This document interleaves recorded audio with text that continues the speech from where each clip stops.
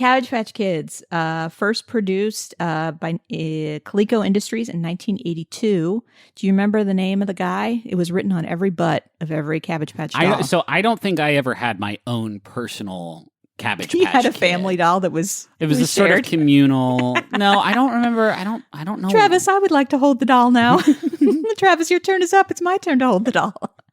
Don't smell it so deeply. You're taking all the good smell away. Leave some of the vapor for me.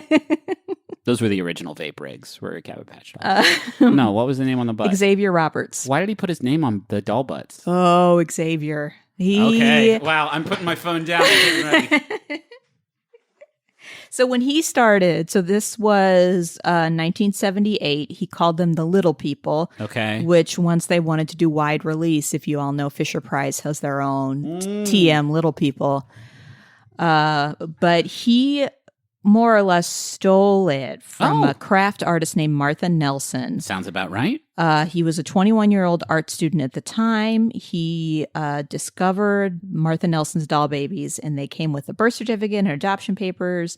That's the thing, right? Like, that's the big thing. Yeah. Mm-hmm.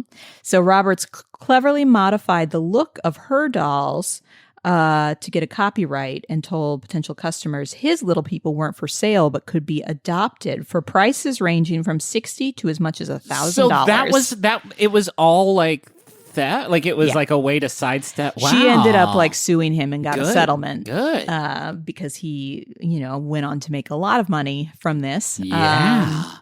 This was in Georgia. He took a medical clinic and converted it into a toy store, calling it Babyland General Hospital in Cleveland, Georgia. Yes. So this is what I know about Cabbage Patch dolls. And I don't know how I know about it, but that there was it was essentially arboreal childbirth LARPing.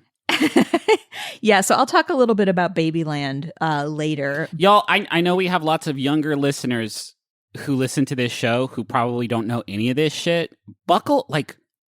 Think about how you spend your day. Think about what you like to do on the weekends. And then imagine deciding to go to Babyland General Hospital USA and experiencing this, because this is what it was. This is what we were fucking up to. So Xavier Roberts, what's interesting about these dolls is they are not particularly cute. And that was kind of minute one of the design. So I wanted to show Griffin on air the earliest designs. Oh, boy. Here's what the fuck? 1976. He had an interest in sculpture and quilting. And so these were soft sculptures. Here's 1978. Still not a very cute creature. No.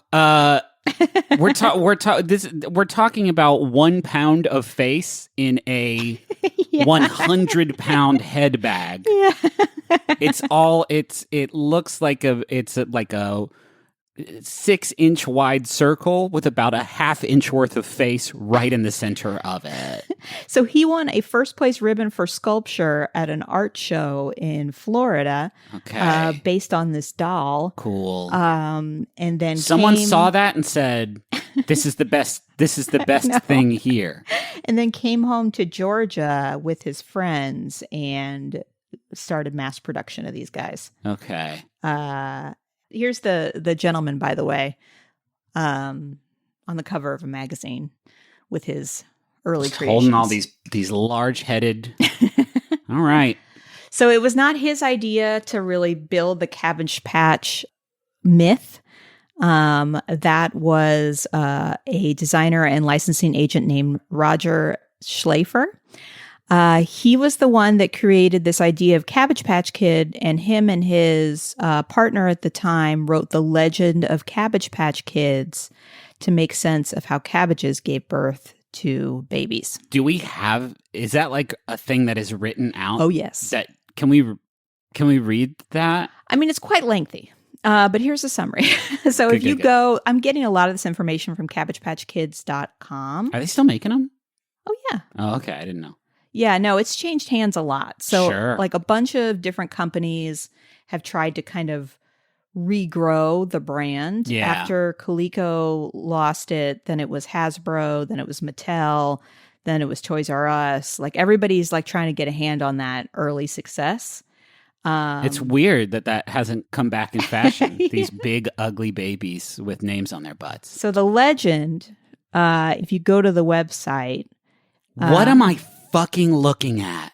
Xavier Roberts insisted that he get connected into this story. So when he was working with Schlafer, he was like, all right, if you're going to create a legend, make sure I'm in there. So he wanted a self-insert in his fucking doll fiction? So once upon a time, a young boy named Xavier Roberts was playing in the woods near his home in the Appalachian Mountains of North Georgia. He saw a woman making folk art dolls and said, I'll steal those. He saw a curious creature that looked like a bunny but flew in the air and buzzed like a bee. He tried to catch it and flew into a waterfall. Whoa, shit, what? And there was a cave behind the waterfall. Okay. And the bunny bee led him to the cabbages, and the cabbages were sprinkled with magic dust by the bunny bee. Okay. And so he fertilized From the them? nearest cabbage, a little boy came toward Xavier and offered to shake his hand. He introduced himself as Otis Lee, one of the Cabbage Patch Kids.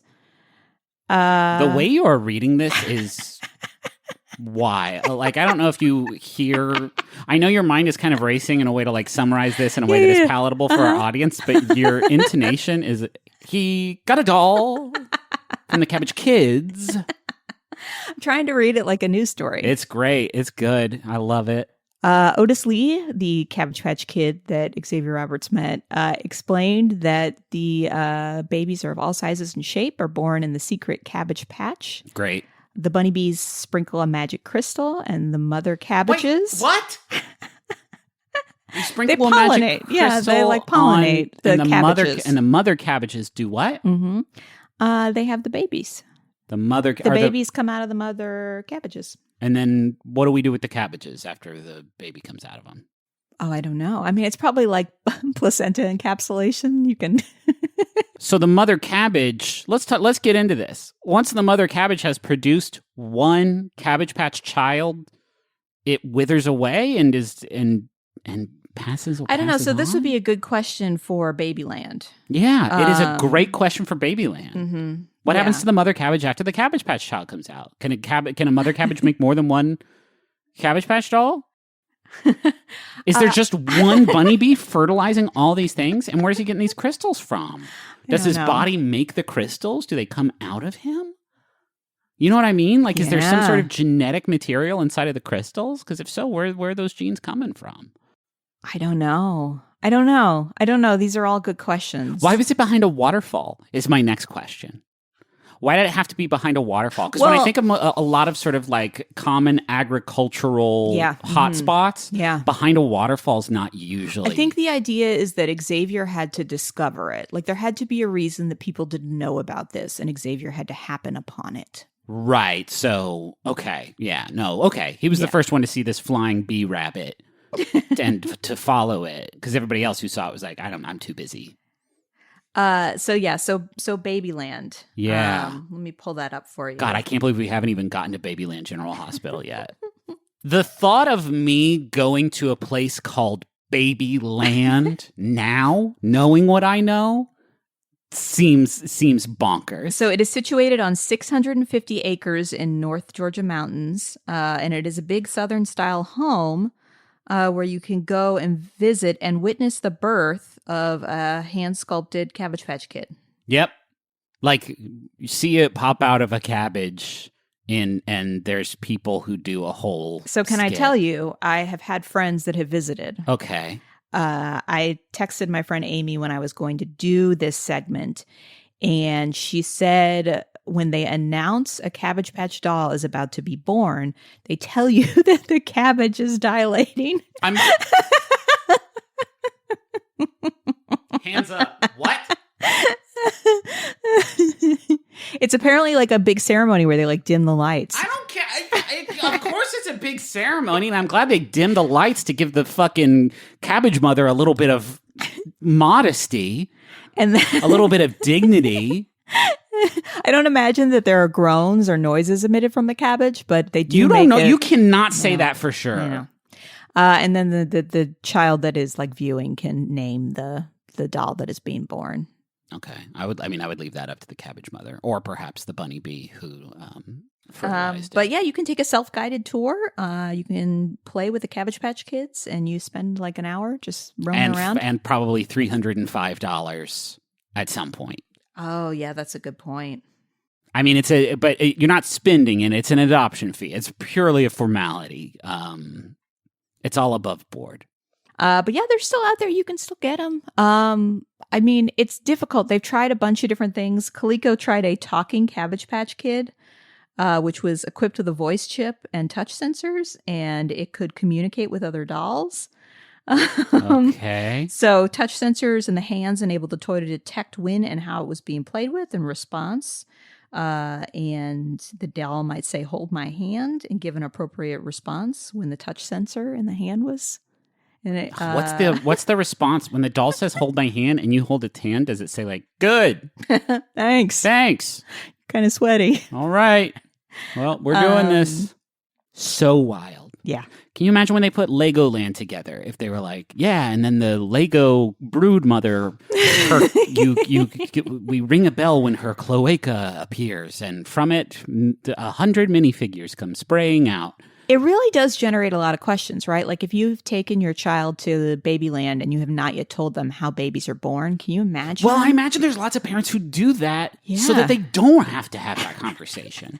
You know how you saw the doll come out of the cabbage? Well, it's like a similar story to tell. Sort of like that. You know, the bee with the crystals? Well, it was kind of like, it was sort of like that, if you think about it.